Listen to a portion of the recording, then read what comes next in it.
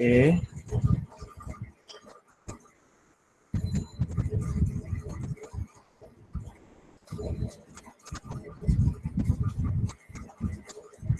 Okay, first of all, I have extended your homework 1 submission date by 2 more.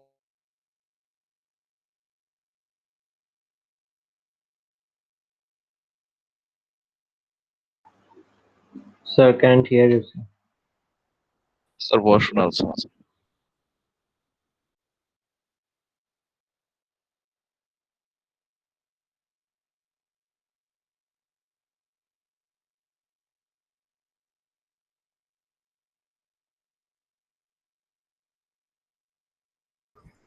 Okay, that is the first point.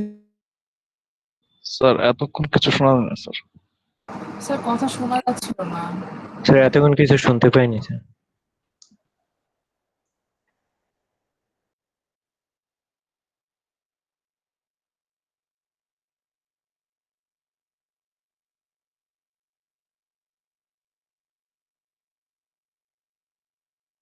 Sir এখনো কিছু শোনা যাচ্ছে না।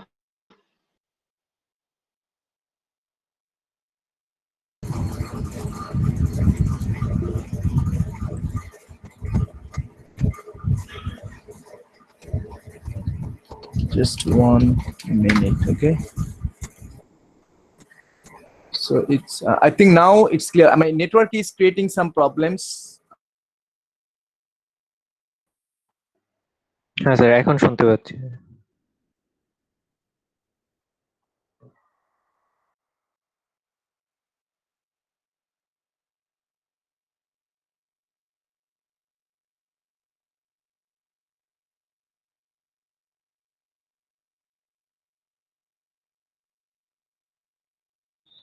Sir এখন আবার কিছু বললে আমরা কিছু শুনতে পারতেছি না sir.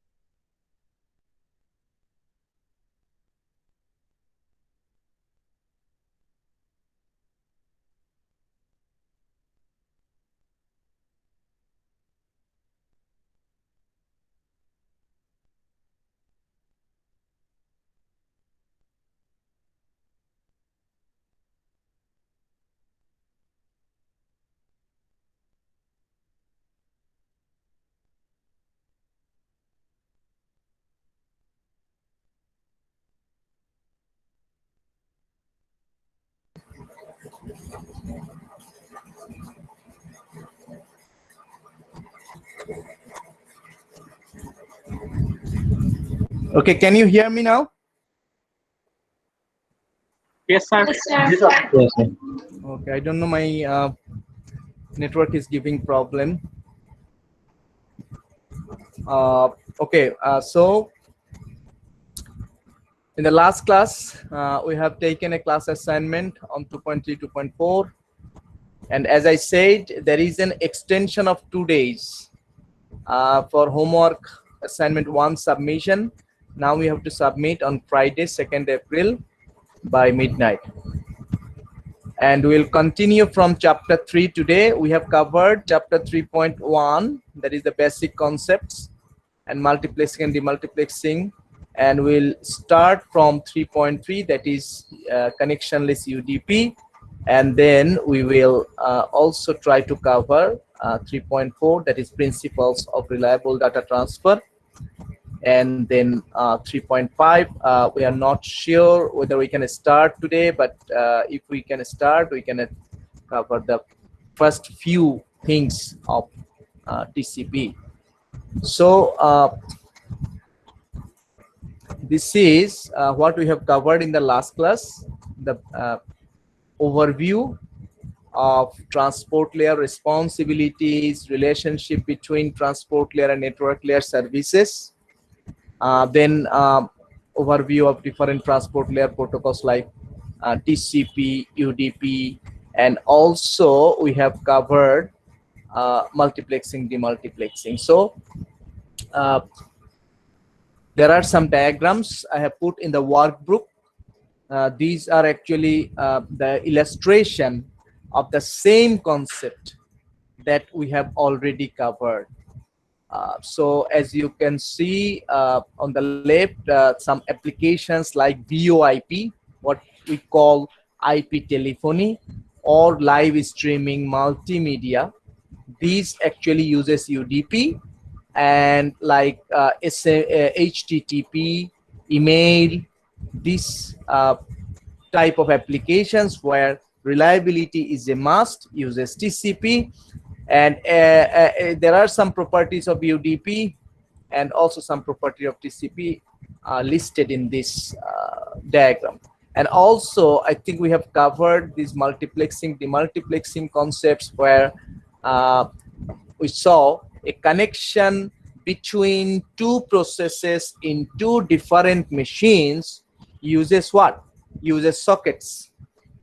So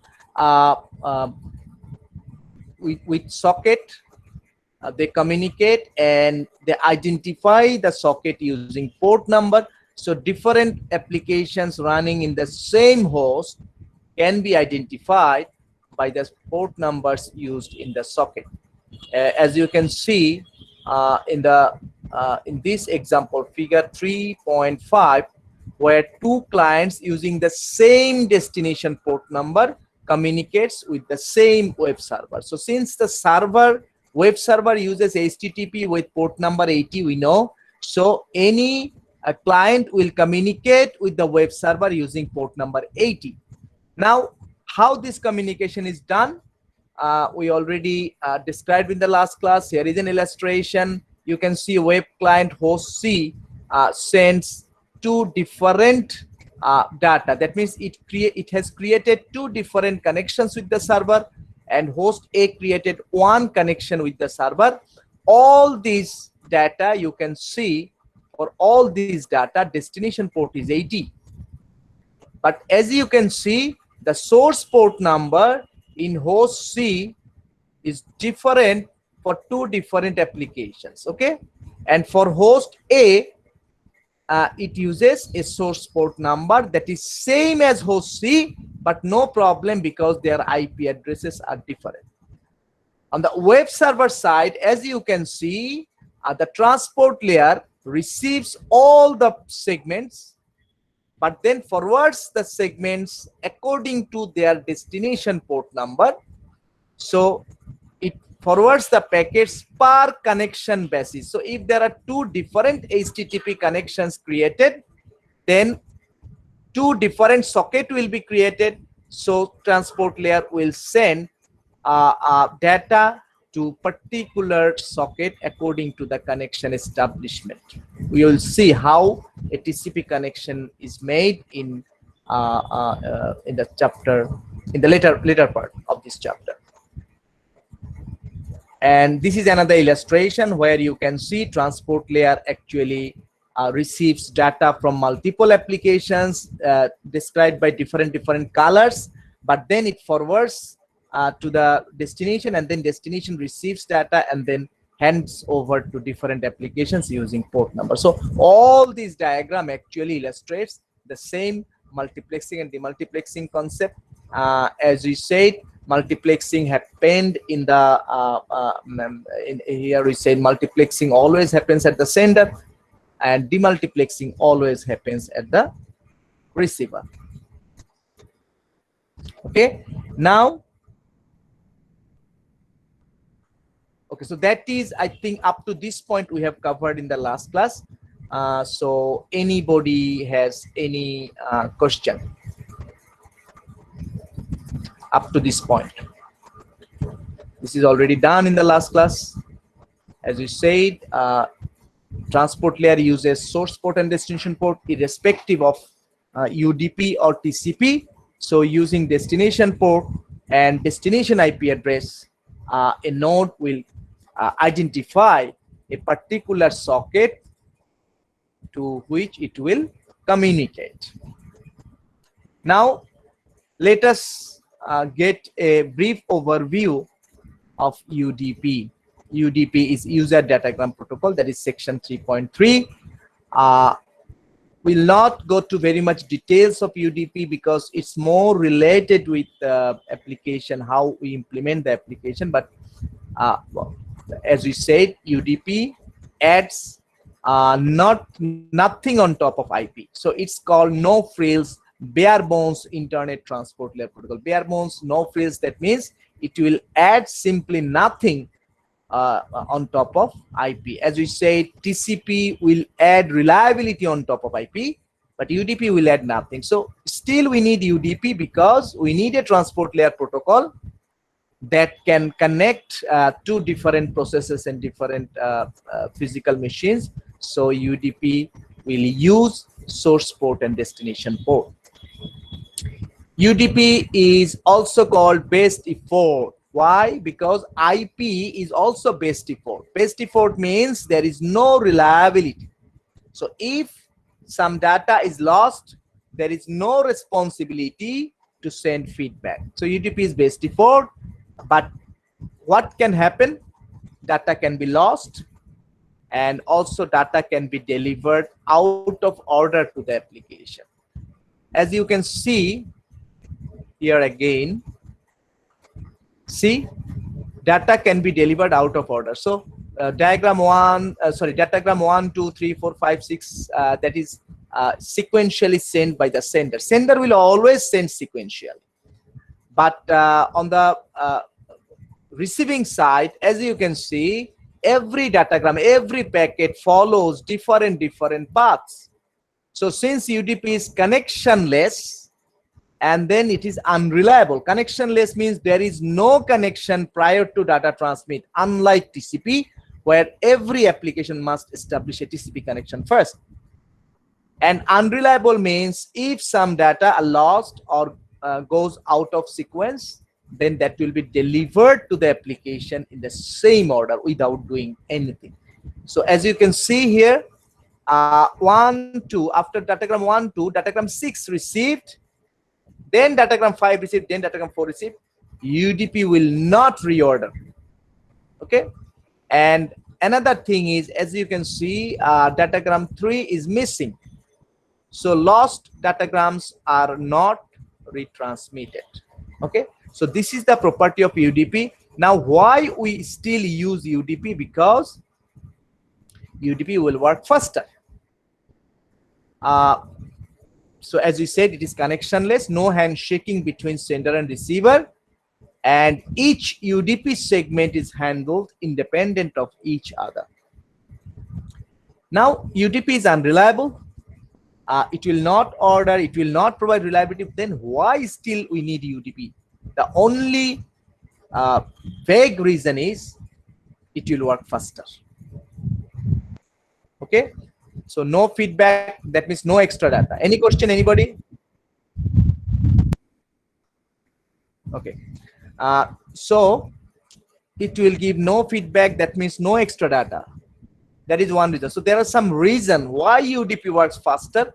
The reasons are specified in this part, in the right side, right box. First one, no connection establishment. As we said, for each TCP connection, can you remember in chapter 2, during HTTP, we have done some calculations, and for each TCP connection, we said a time of RTT. We don't know what is the time of RTT. It depends on difference between sender and receiver, but it can be 1 second, it can be 1 millisecond, it can be 10 milliseconds, but definitely it's a delay. So since there is no connection establishment in UDP, this delay will not happen here. Second reason, simple. UDP is very simple. No connection state at sender receiver. Since there is no feedback, actually there is no possibility of storing the state. So both sides cannot actually store information about the other side. That is called no connection state. Again, this is an advantageous in terms of processing, in terms of storage. Third one, small header size. We will see shortly what is the header in UDP, but we will see compared to TCP, UDP header size will be smaller. So that is another reason. Header is smaller means less overhead. That means faster. And the last one, no flow or congestion control. For flow control and congestion control, a sender needs feedback or acknowledgement from the receiver side. So feedback and acknowledgement is actually extra data. So since there is no feedback, there is no flow control and congestion control. That means this processing time will be saved in UDP again. That means UDP can blast away as fast as desired. So UDP doesn't need to actually wait for the feedback from the receiver. It can send as many segments as possible without waiting for acknowledgement, and can function in the face of congestion. In case of congestion, since there is no feedback, it will be less congested. But even if there is congestion, UDP will try to send data. Now, one question you should ask me, that is, why then we will use TCP? Anybody? So UDP is working faster. UDP has disadvantages. Why again we need TCP? Like the opposite question of this. So because TCP is more secure and there is no possibility of data loss. Right. So yes, Shahadat. That means in case of data loss, UDP will add actually no retransmission, but TCP will retransmit. So that is definitely one point where we need 100% data. No a single byte data can be tolerated. In that case, definitely we need TCP. And in that case, if it will add delay, we have no option. We have to accept delay. Now I have another question. For example, assume that all the links, all the network links has enough bandwidth and there is no error, there is no flaw, that means there is no connection breakdown in the middle. You have two options, UDP and TCP. Which protocol you will use? So I think it depends on security. If I No, I'm not. We are not going to security now. This course is basic networking. So first think about basic. Then I will use UDP itself. Definitely. That is the answer. So if we can assume the connections are actually error free and there are enough enough bandwidth, then definitely we'll go for UDP. But unfortunately, we cannot be sure about the properties of the intermediate links. That is the problem, because between a sender and receiver, we don't know how many links will be there and what are the properties of each link. So from an end system, it is not possible to make sure about the condition of the intermediate links. That's why if an application needs 100% reliability, it must use TCP. If an application needs more faster service, then it will use UDP. But if that means if your infrastructure supports better, then UDP will work fine. If your infrastructure is very fluctuating and very error prone, in that case UDP will not give you better option. But in case of multimedia, in case of voice, you have no option other than UDP. If you go for TCP, then it will add more and more delay. In that case, what will happen? In that case, the infrastructure will be fixed in such a way so that we can use UDP and also it will work. Anyway, so that is about UDP, and some of the applications, as you said, multimedia, streaming multimedia applications, those are loss tolerant, rate sensitive. Loss tolerant means if some frames are missing, then maybe the video is somehow disturbing, but it's still acceptable. Then if delay is much more, if you communicate over voice, if the delay is unacceptable, it will not work. So it is rate sensitive but loss tolerant. Some of other examples are DNS. Already we have studied DNS, domain name system. It also uses UDP because there are backups, that's why. And SNMP, Simple Network Management Protocol, and also the latest HTTP version 3, it actually improves the reliability, at the same time improves the efficiency in terms of delay. So it uses UDP, but with some protocol that also helps us to ensure reliability. If reliable transfer needed over UDP, see, for example, HTTP/3. In that case, theoretically, in terms of layering concept, UDP will not add reliability. So who will add reliability? In that case, it is the responsibility of the application layer, right? So application layer will add reliability. What is the advantage here? Because the advantage is application layer only works at the end system. So if application layer, if you can use UDP, it will work faster. At the same time, if application layer gives reliability, then it is fine because it is only at the end system. And also the congestion control is also done at the application layer.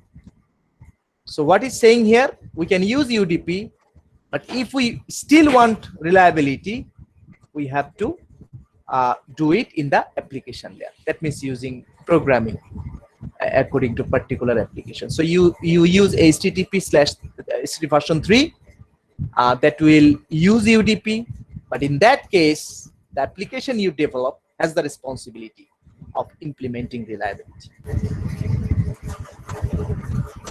Okay, so how UDP works? The same way, I think this is the similar thing. Segment, sorry, it's let's open it. Okay, so in case of SNMP, we know UDP is work. So how UDP works? Normal, takes data from application, converts to segments, adds header, and then transfers to network, and then it goes through network layer, and then at the receiving end, receive the segment, removes the header, and then hands over the segment to the application. Very simple. And you can see why we said UDP has a small segment header. How many fields in the header in this diagram? See, there is a payload. Payload means data, application layer data. So the top 4 fields are in the header. So there are how many fields? 4, right? And out of those 4 fields, source port 16-bit, that means 2 bytes. Destination port 16-bit, that means 2 bytes. So 4 bytes of source port and destination port. And then other 2 fields are total length, again 2 bytes, 16 bits, and checksum 2 bytes, 16 bits. Checksum is used for, anybody has any idea? In data communication, probably you have learned something about checksum, right? Used for error detection. Error detection, okay? So checksum is used for error detection. For example, if the receiving end sees that there is an error by checksum algorithm, then the segment will be discarded. In case of UDP, no feedback. In case of TCP, the receiver will send back the acknowledgement that I did not receive this. Length is the total length, including header and payload, header and data. So there are only 4 fields. How many bytes in the header? 32. 32 4 bits. bytes. 4 bytes. 4 bytes in each row, but there are 2 rows, right? 2 rows, 4 and 4, that means total 8 bytes, right? So only 8 bytes of data. Later on, when we study TCP header, we'll see TCP header is minimum 20 bytes.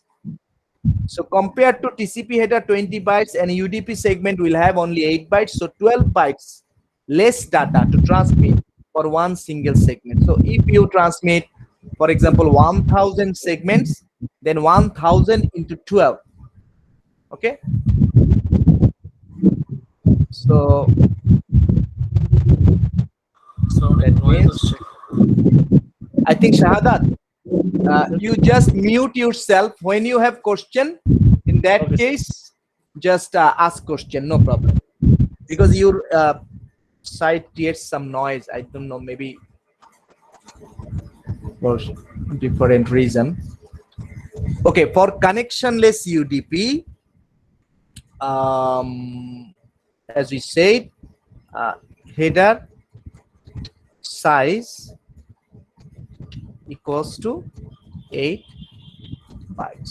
So if you compare 8 bytes, okay, compared to, we will later see the TCP header. But now, at least you need to know, compared to TCP header, which is 20 bytes minimum. That is minimum. It can be 24 bytes. So in that case, if you compare, if you have, suppose, okay, for 1000 segments, then overhead in UDP will be 8 into 1000, right? 8 into 1000, so it will be 8000 bytes. That is other than the payload, only the header, not the payload. And for TCP, overhead in TCP will be 20 minimum into 1000. That means 20,000, right? 20,000 bytes. So that means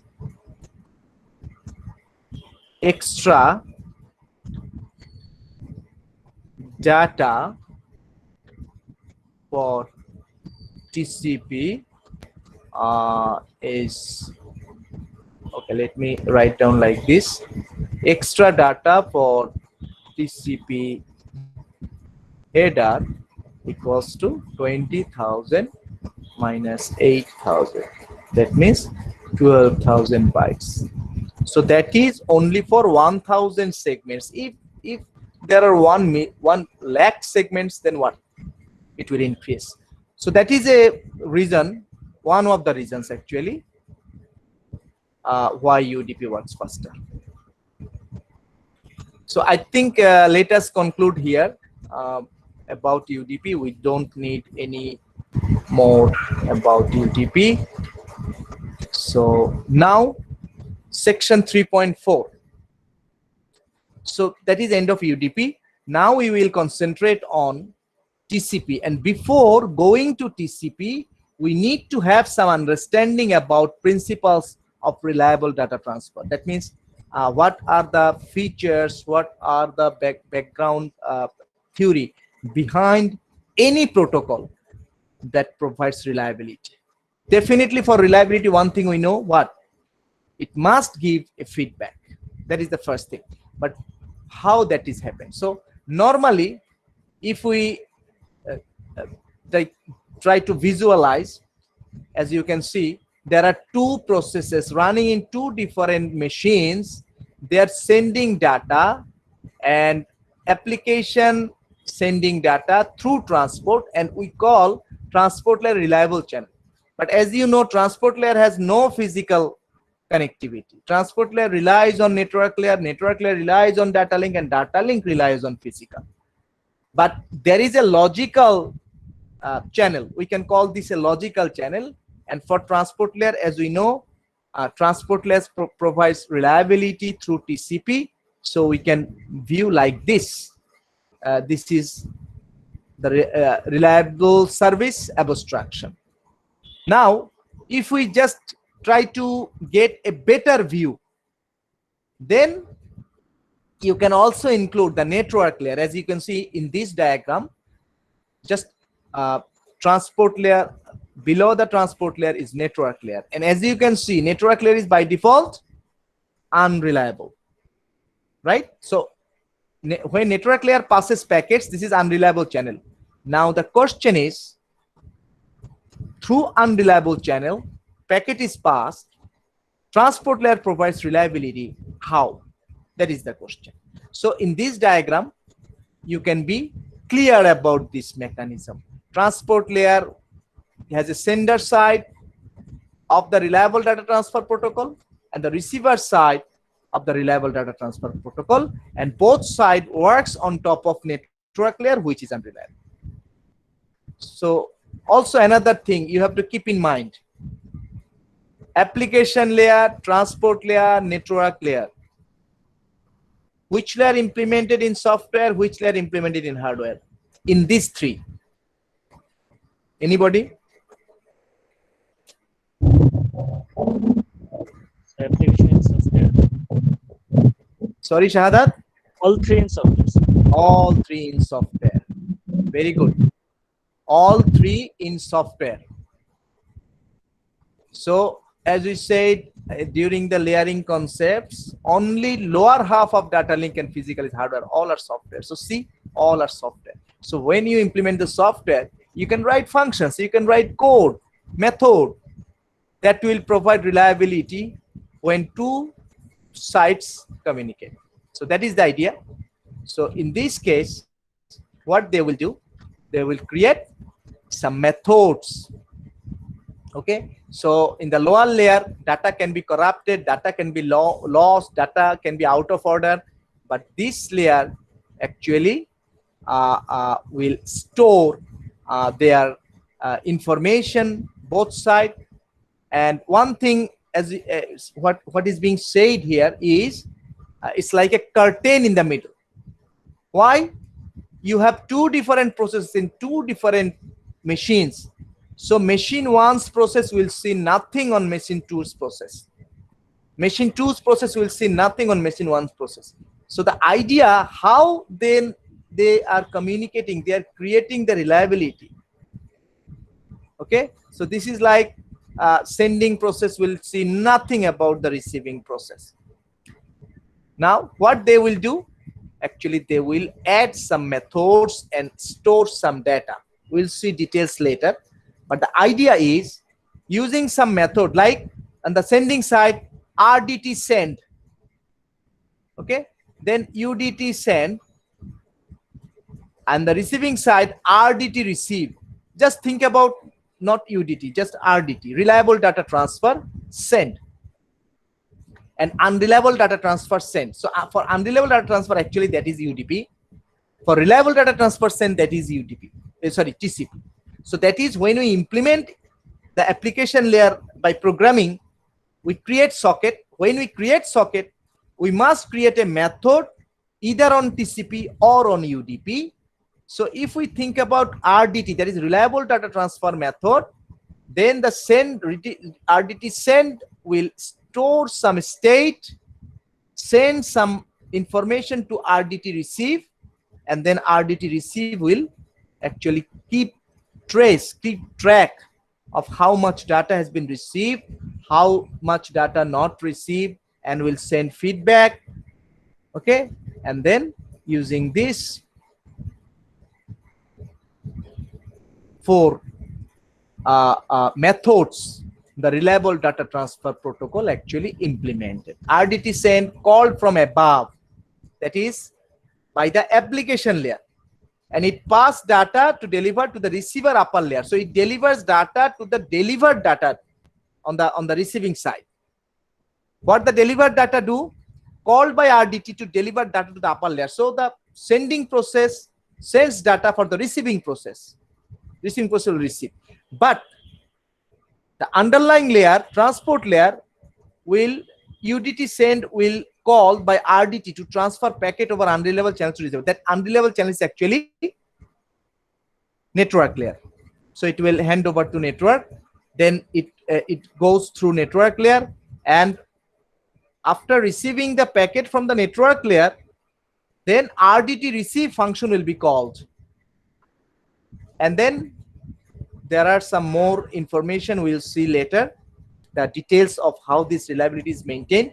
But the idea you have to keep in mind, there are methods in both sides which actually keeps track of how much data has been sent and how much data has been received. If some feedback came from the receiving end that this segment is not received, then easily the sender can retransmit. And until getting acknowledgement from the receiving side, sender will not remove the data from the memory. That is the idea.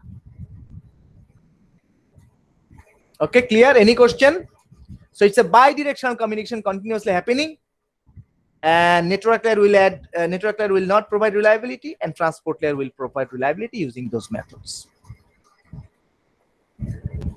But as we are not going to socket programming in this course in details, so I think for the idea you need here, but how the protocol works, that is more important rather than implementation, because we are not doing any programming work here.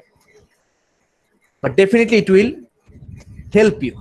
Okay, now based on this reliability principle, we can categorize all protocols in two different categories.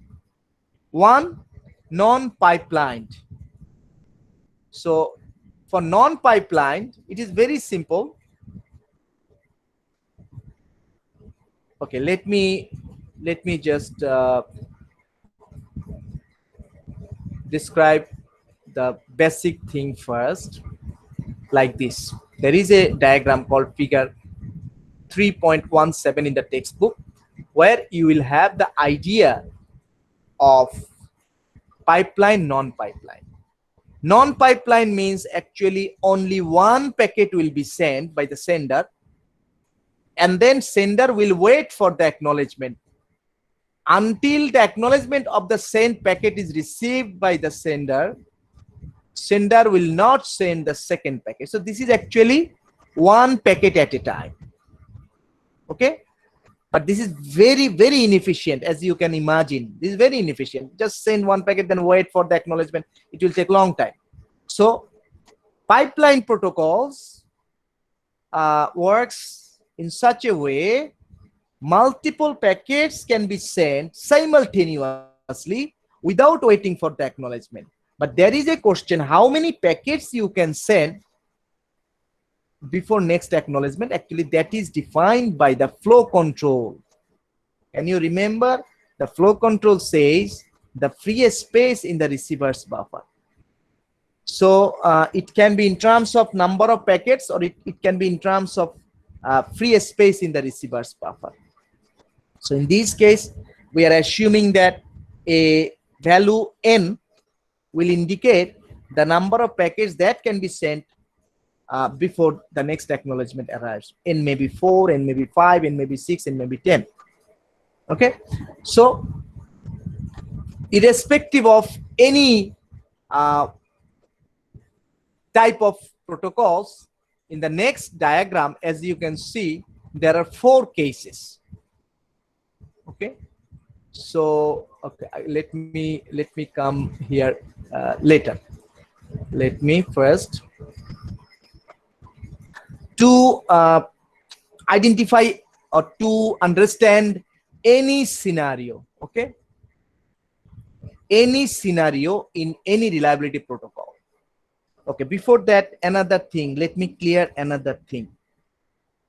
Which layers can provide reliability other than Shahadat? Any other? Sabir, Abdullah Al Rifat,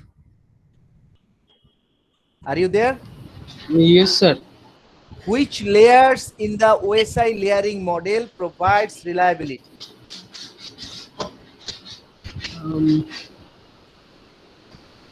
Can you remember or you cannot? Sorry, sir, I forgot. Okay. Enamul Haq.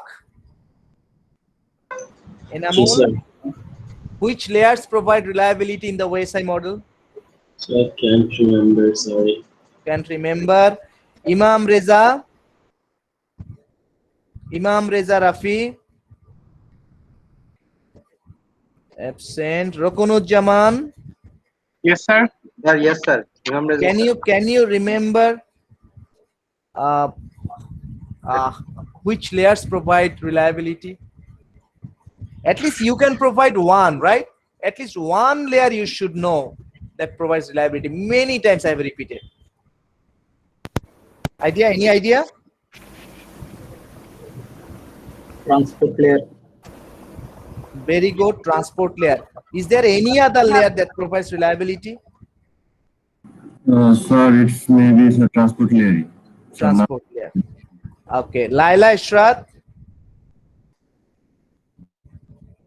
Laila Ishrat, are you present? Farah Farzana. Fazle Rabbi. Yes, sir.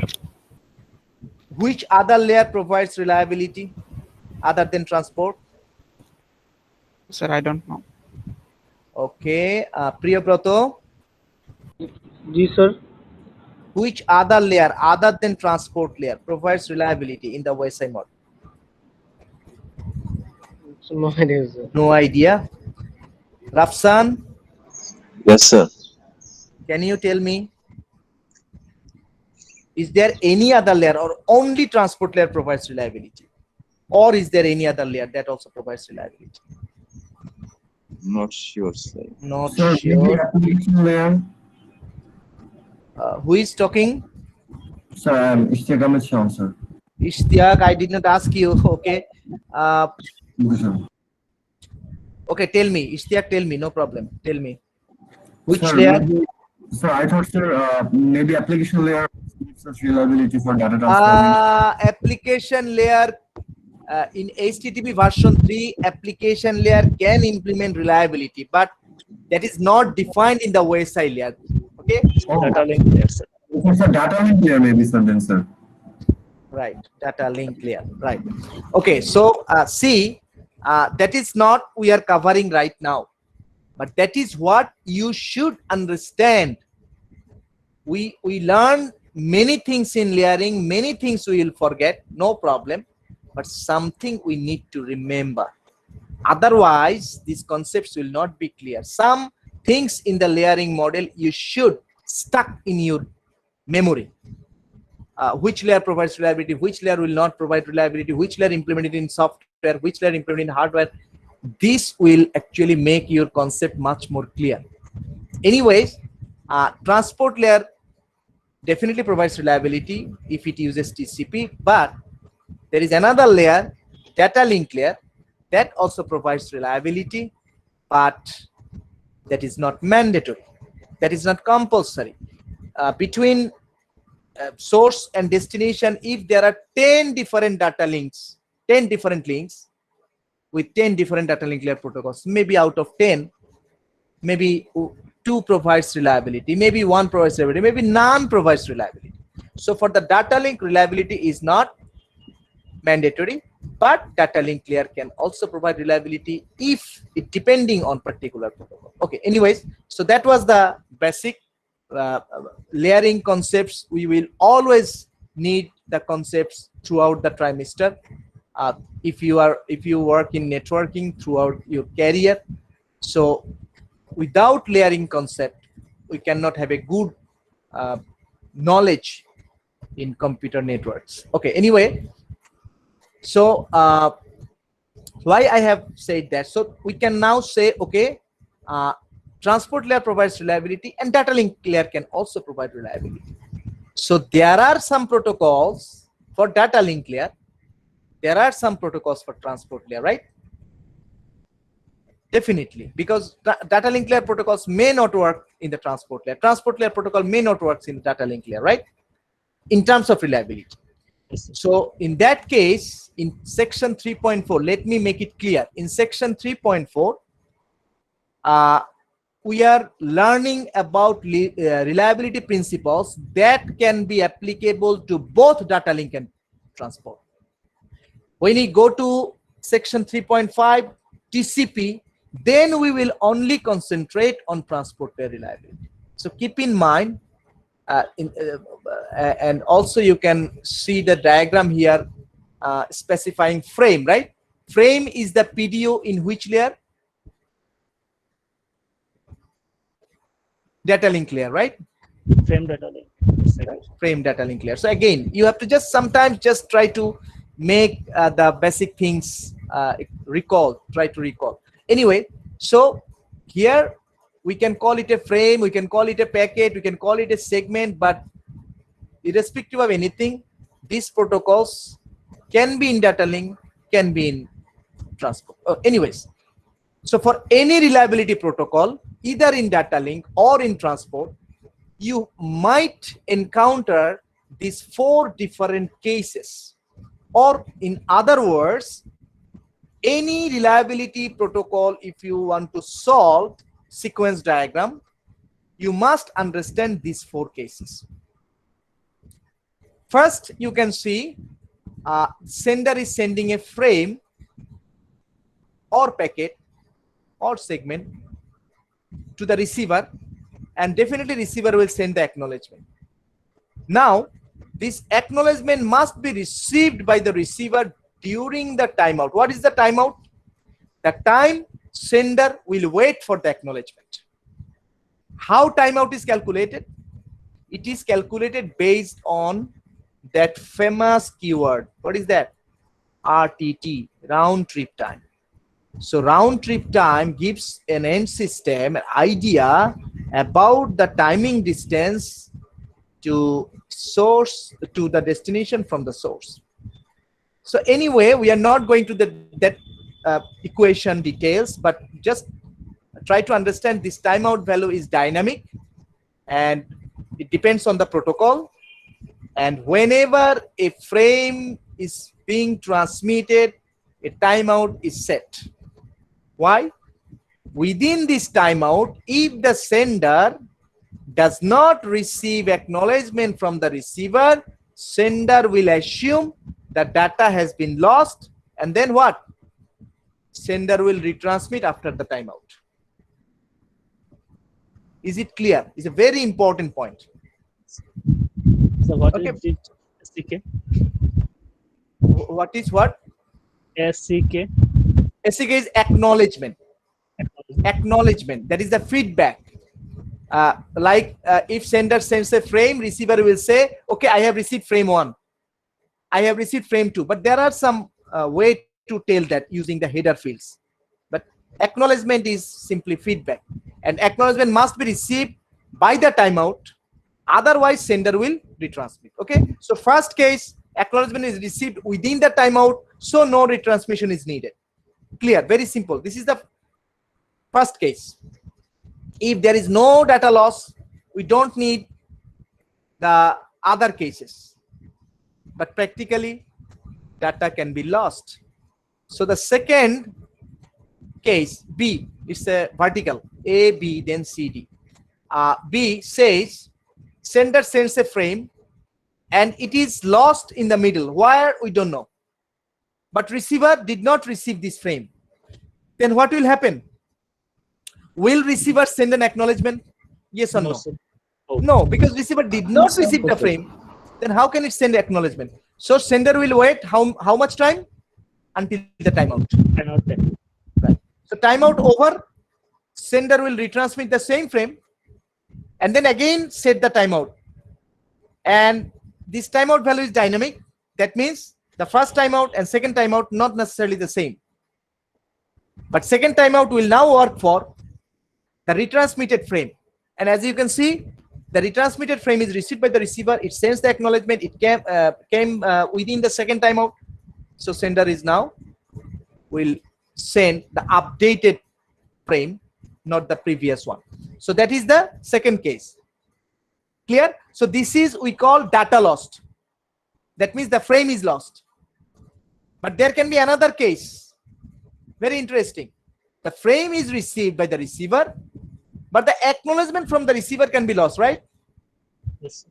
So case B and case C, from the sender's point of view, is there any difference? Just think, you are No, the sir, sender.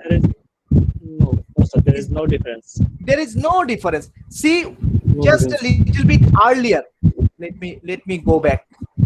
Let me go back here. Okay.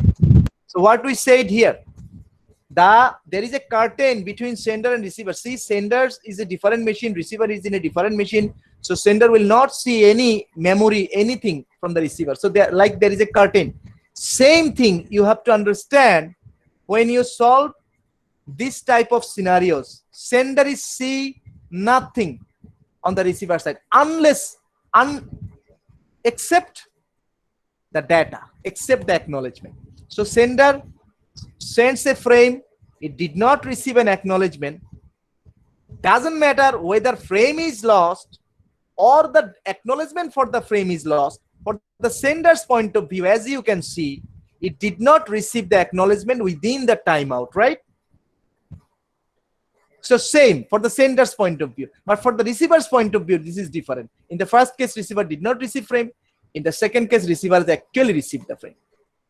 But for the sender's point of view, B and C, there is no difference. So what will happen? After timeout, sender will send the frame and then receive the acknowledgement. From the receiver's point of view, this frame is redundant, right?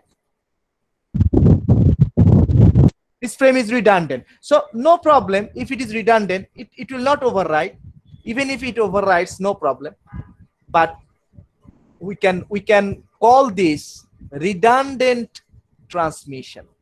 That means if in a protocol this type of redundant transmissions increase, then that will decrease the network performance, right? But no way sender will know that. That's why sometimes we have no way rather than retransmitting the frame again, like in case of C. And in case of D, another case can happen where frame is received by the receiver, acknowledgement be also sent, but acknowledgement is received by the sender after the timeout. So if it is received after the timeout, what will happen? Sender already retransmitted. No way. Sender has no way to know that acknowledgement is coming. Timeout over, retransmit. Okay, so everybody clear these 4 conditions. If you are clear about these 4 conditions, then the later mechanisms will be very easy to understand. Anybody has any question? I think Shahadat understood the thing. Some of you already understood the thing, but is there anybody who has any problem in any one case? Okay, fine. We will do some hands-on, I think, tomorrow. Today we will actually continue our theoretical concept, and then tomorrow means next class, we will do some hands-on exercise. Okay, so let me now come back to our non-pipelined.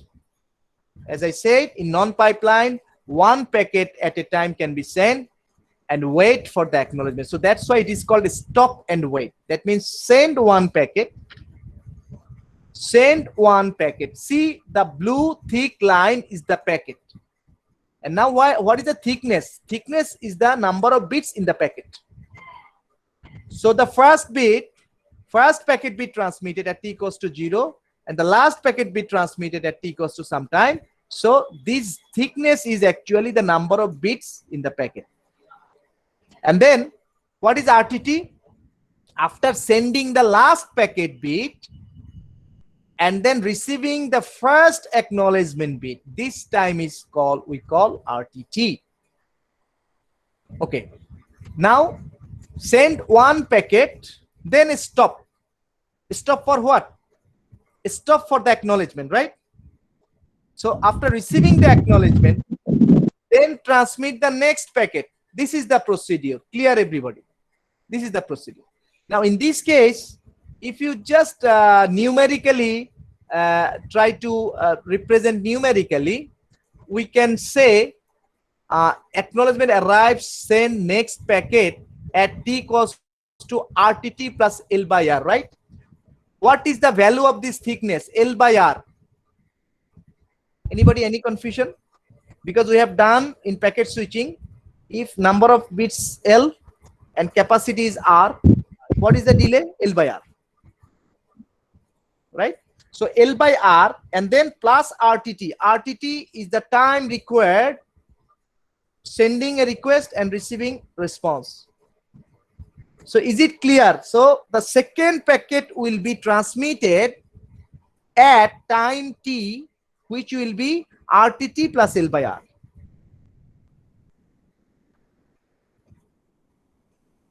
Now, just those 4 cases. Remember, we have just in our workbook, we saw that in the presentation, we can use those in case of stop and wait. Again, see, in a stop and wait, only one packet can be sent at a time. Example, packet 0 sent, receive packet 0, send acknowledgement 0, packet 1 send, send acknowledgement 1. Okay, now one thing, let me make you clear. It is packet 0, then packet 1, then it should be packet 2, right? Why packet 0 again? It's the memory. It's about memory.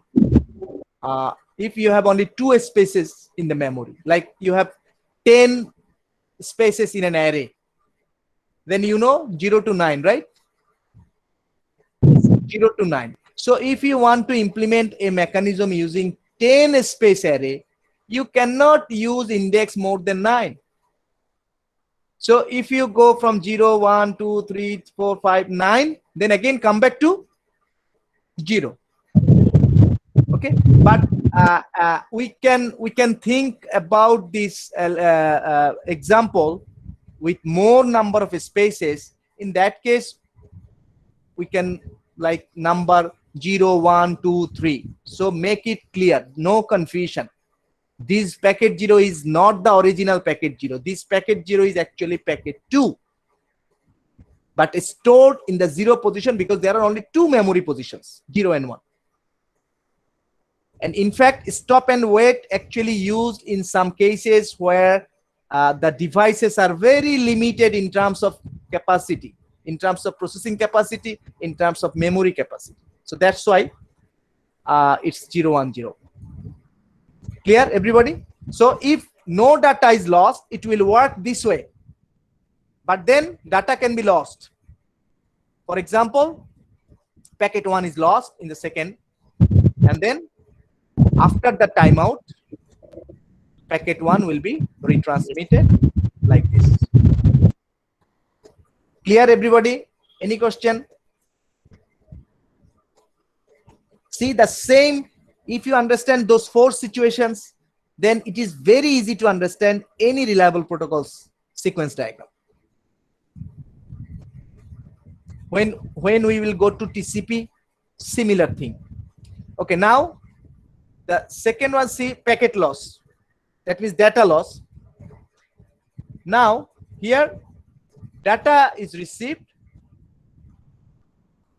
acknowledgement lost. Okay, just the third case in our case here, same thing. After timeout, retransmit. So from the sender's point of view, no difference. From the receiver's point of view, see, detect duplicate. So for the retransmission, receiver will detect this as a duplicate, but no problem. Okay. And then in the fourth case, as we said, acknowledgement is also received, but after the timeout, what will happen? Retransmit. Anybody, any question? Just I illustrated stop and wait for all those 4 cases.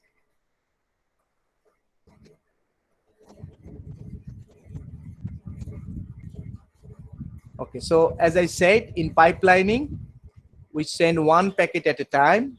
In case of, in case of non-pipeline, 1 packet at a time. In case of pipeline, multiple packet at a time. For non-pipeline, we already saw an example of stop and wait. And for pipeline, there are some examples. But before that, as you can see, pipelining increase utilization. How? You can send more than one packet. Now, how many packets? That depends. That is decided by the protocol. In this case, how many packets? 3 packets. So see, packet 1, packet 2, packet 3 simultaneously send sequentially after one by one without waiting for acknowledgement. And then after getting the acknowledgement 1, see the 4th one sent. So whenever it receives an acknowledgement, it can send a new packet. Whenever it receives an acknowledgement, it can send a new packet. So definitely the utilization will be much higher. Much higher.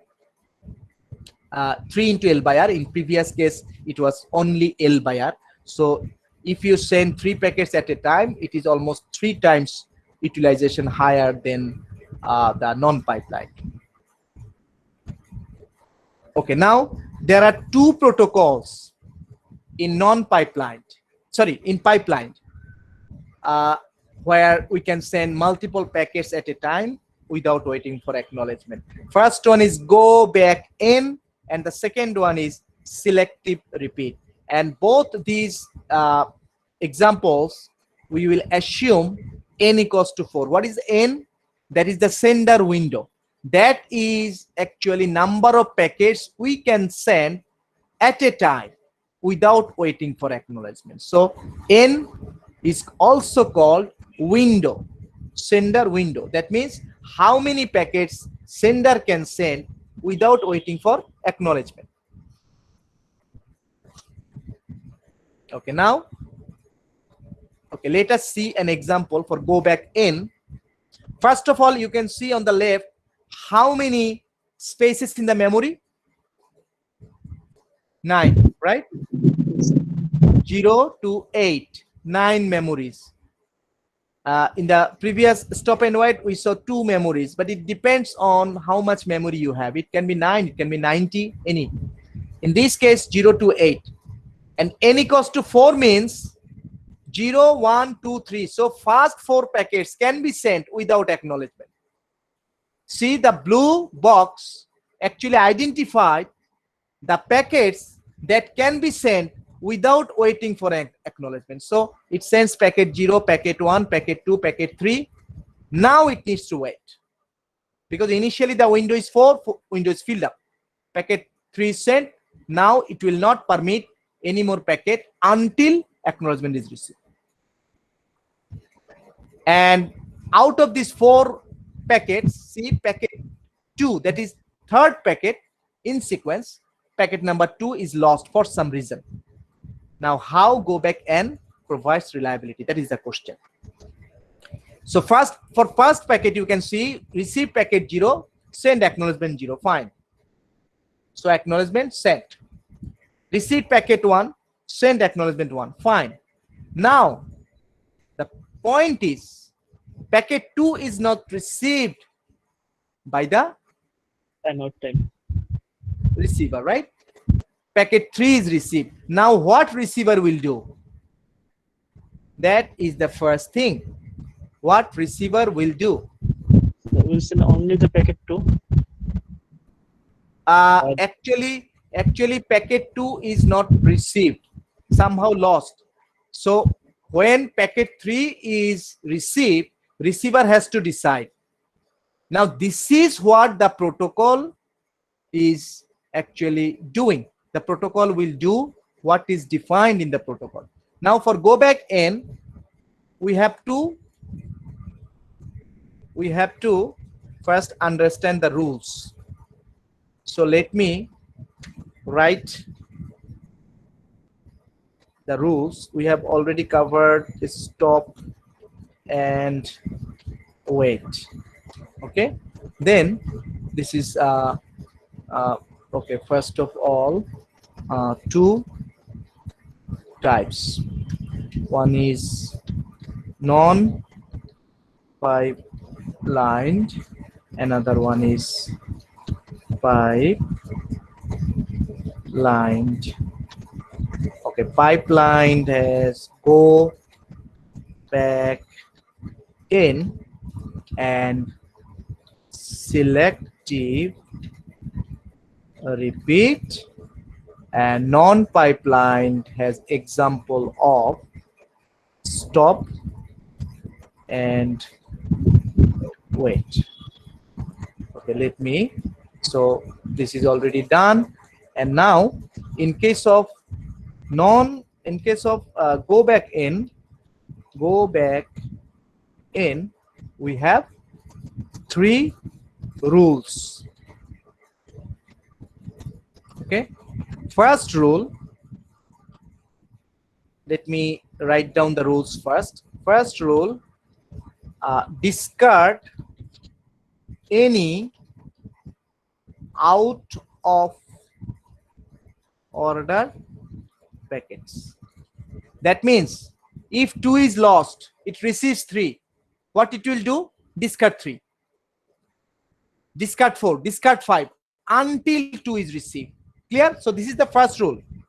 Second rule, no, it discards the packet, but since it received a packet, it needs to send an acknowledgement.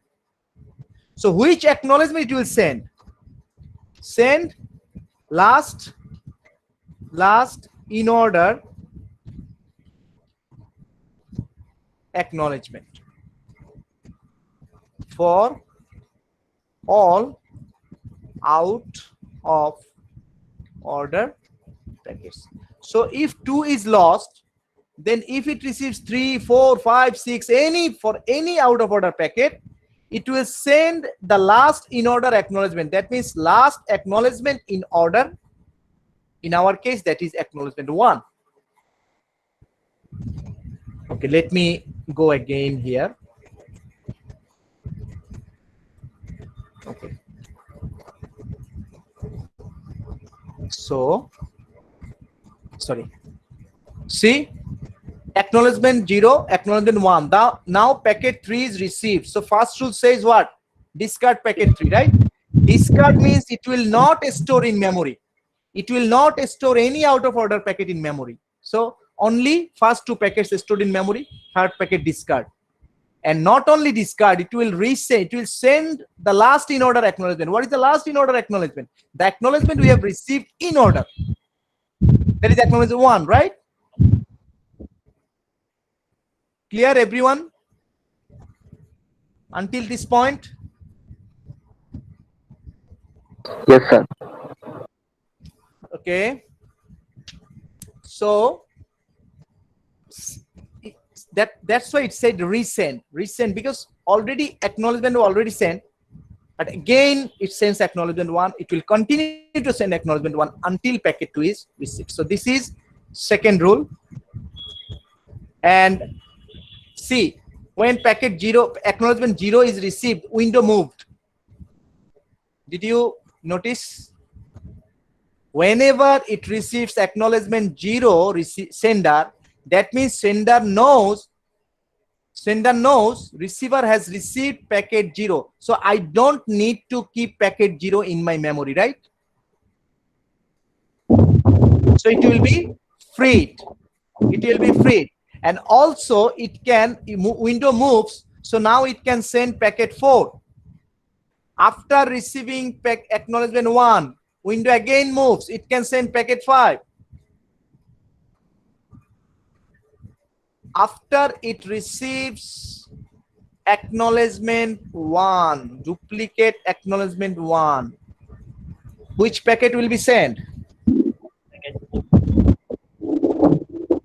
Packet 6?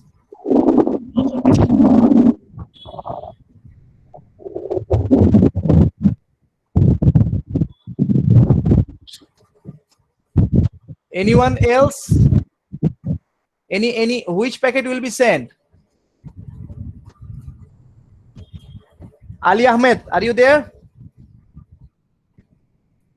Ali Ahmed? Kaushik Devdas? Yes, sir. Kaushik, can you tell me, after receiving this third acknowledgement, that is actually duplicate of acknowledgement 1, which packet will be transmitted by sender? Any idea? Not sure, sir. No, sir. Not sure. Khurshida Jahan, Yes, sir. any idea? Your answer can be wrong. Don't worry. Don't be afraid. Just try to understand at any particular step. Okay, Kushida, can you tell me what is the purpose of window? Like now it says 2, 3, 4, 5. What does that mean? Sir, sorry, sir. I can't remember. You can remember. Okay, but you are not asking. See, when I ask you, then you say you are not understanding. But I am asking question from you that, sir, I did not understand this point. I am taking so much time, repeating many times. Samir Ahmed. Samir. Mahmudul Hassan. Mahmudul Hassan. Fahim Shakil. Fahim Shakil. Abu Sajjad. Yes, sir. Sajjad, do Yes, you sir. know what is the purpose of window?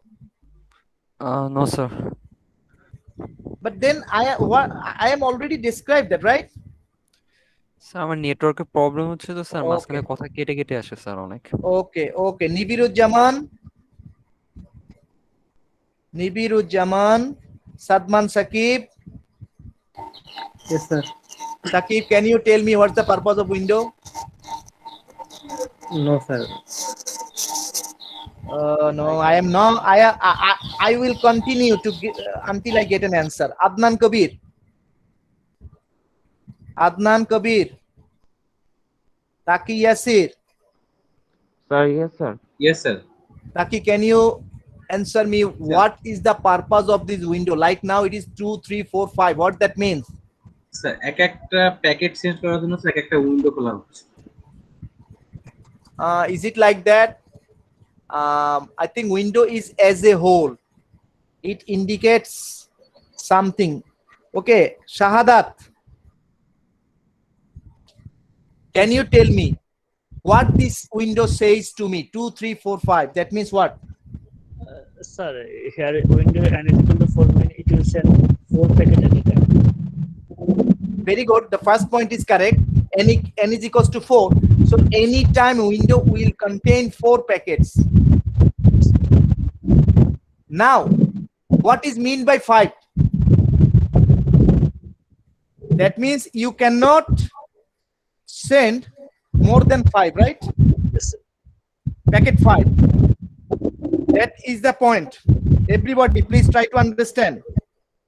That means now, after receiving acknowledgement 1, you cannot send a new packet. Why? Because my window says you can send up to packet 5. Packet 5 already transmitted. So it says ignore duplicate acknowledgement. Okay? Ignore duplicate acknowledgement. Nothing will be transmitted because window not permitted. And also the logic is very simple. See, in go back and if a packet is lost, the rest of the packets, all packets will be discarded, right? So acknowledgement 1 is duplicate now. So when you receive an acknowledgement that is duplicate, that means window is not moved. If window does not move, you cannot transmit new packet. That is the idea.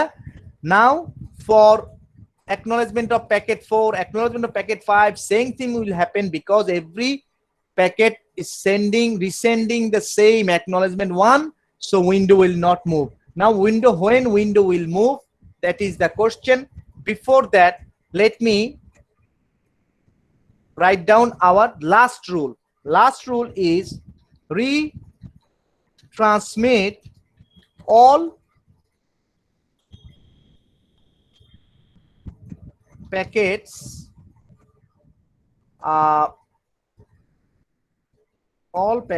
from the lost one after timeout. Okay, so this is the third and final rule. Now this will solve our reliability, right? As you can see,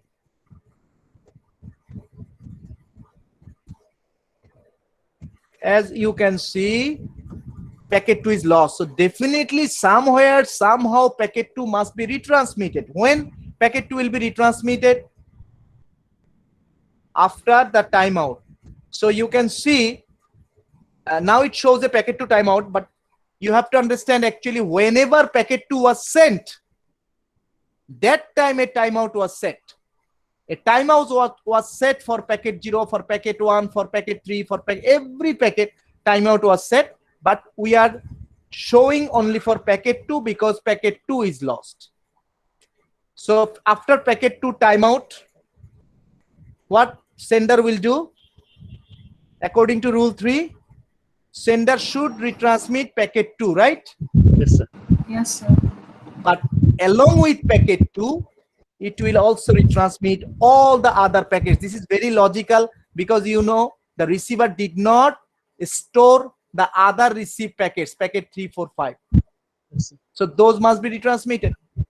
And that's why go back and is very inefficient in terms of utilization of bandwidth. But we have to, this is how it works. It is a very primitive protocol. We have to understand go back and then we have to understand selective repeat. Then we will be able to understand the TCP and other protocols. So after the timeout, see, like this. Clear up to this point? So receiver now receives in order. See, now receiver not discarding anything. Deliver, deliver, deliver. That means packet 2 is stored, packet 3 is stored, packet 4 is stored, and packet 5 is stored. And every time it is increasing the acknowledgement. Now my question to you, when acknowledgement 2 is received by the sender, what will be the window?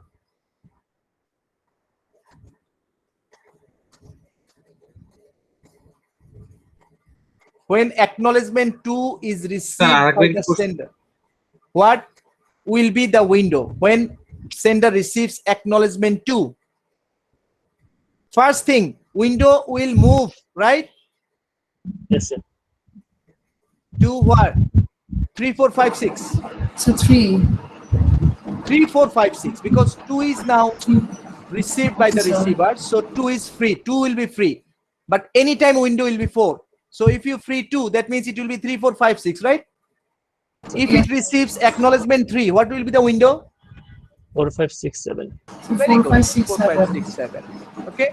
So if it receives acknowledgement 4, what will be the window? 5, 6, 7, 8, right? Yes, sir. If it receives acknowledgement 5, what will be the window? 6, 7, 8, 0. 6, 7, 8, 0. Very good. Very good. Very good, Shahadat. That is the idea. Like a I think it's called cyclic linked list, right? Yes, sir. That again just cycles and back to the first memory. So when acknowledgement 5 is received, then it will be 6, 7, 8, and 0. It will not be 6, 7, 8. By that time, application has given new data to the freed memory. Okay, 0, 1, 2, 3. These contain new data from the application. So this works like this. Now this is how go back N works. We will do a hands-on example next class, first on go back N, and then we will go to selective repeat. The same 3 rules applied to selective repeat with just difference. Okay, so if your concept and if you understand the logic, it will be very simple. Any question, anybody? Sir একটা question ছিল Okay. Sir আমার যখন packet loss করতেছে সেই ক্ষেত্রে sir আমার উইন্ডোটা move করবে না, মুভ তো করার কথা না। Okay, good question, Priyabrata, good question.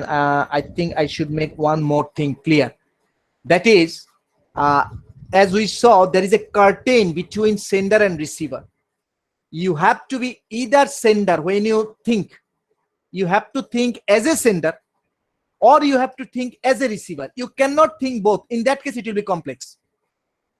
So you have to answer when sender acts. When? Only when it receives an acknowledgement, right? Or only when a timeout occurs.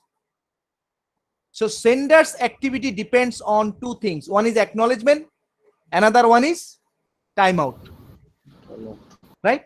In case of receiver, receiver's activity depends only on packet received,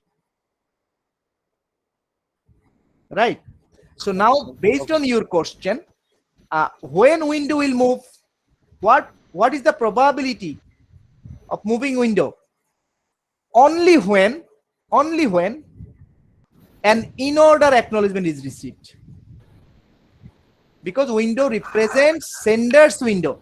So sender will act when it receives an acknowledgement in order. That means it receives acknowledgement 3, it will free the window from 3. So it will be 4, 5, 6, 7. It receives 5, 4 is not received, it cannot move the window, because acknowledgement 4 is not received. That's why you can see when it received acknowledgement 1 several times, okay, duplicate, window was not moved, because until acknowledgement 2 is received, you cannot move window beyond 2. Is it clear? Priyabrato? Yes, sir. Motamoti, sir. Okay. Then I think many of you have not cleared yet, but my suggestion is, please go back to the basic example in the textbook, try to understand the rules, and try to keep in mind the thing I said. You have to think about either sender or receiver at a time. Don't think about both at a time. Like sender sends 4 packets, now go to receiver, you are now receiver. Receiver sends feedback, now come back to sender. What for each acknowledgement, what sender will do? Complete. Then sender will transmit some new packets, go back to receiver, like this. Okay, in that case it will be very much clear to understand. Okay, I think we are out of time. Let me just take the attendance quickly, and then we will finish the class. Rakibul Islam, Al Shahriar. Yes, sir. Okay, Al Shahriar present. Tanvir Hassan. Yes, sir. Sakib Hussain. Yes, sir. Mashuke Alam. Yes, sir. Sabbish Sarkar. Yes, sir. Abrar Sadiq. Yes, sir. Ishtiaq present. Abdullah Al Mufail. Mahfuzur Rahman Sifat. Yes, sir. Shafiqul Islam Nirab. Yes, sir. Amanta Hussain. Present, sir. Abir Reza. Present, sir. Jahidul Islam. Jahidul Islam. Yes, sir. Okay. Khalid Ridwan. Yes, sir. Shahariaz.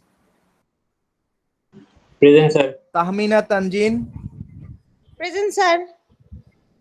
Muhammad Mahfuzur Rahman. Yes, sir. Fazila Nobi present. Ashrafun Nahar. Present, sir. Shifa Chaudhuri. Yes, sir. Muhammad Misbahul Alam. Yes, sir. Yasir Arafat. Present, sir. Sudeep Sarkar. Present, sir. Abdul Rahim. Abdul Rahim. Miraz Farooq. Yes, sir. Abu Abdullah. Khondoka Shravan. Yes, sir. Shah Alam. Yes, sir. Imtiaz Hussain. Rifaz Nahi. Imtiaz present. Rifaz. Present, sir. Okay. Kamrul Islam Tushar. Dihan Pathan. Present, sir. Abu Kibriya. Yes, sir. Vidhan Chandra. Yes, sir. And Shakawat Hussain. Present, sir. Okay. Sir, Rakibul Islam. 18122. Sir, Abdul Rifat. Abdullah Al Rifat, I have called you. Okay, you just give your ID and name in the message box. Sir আমার Those নামটা who ডাকছিলেন sir it was before during the class time. Okay, those who missed, give your ID and name in the message box and then leave. Okay. Okay, thank you very much. Then see you in the next class. Assalamu alaikum.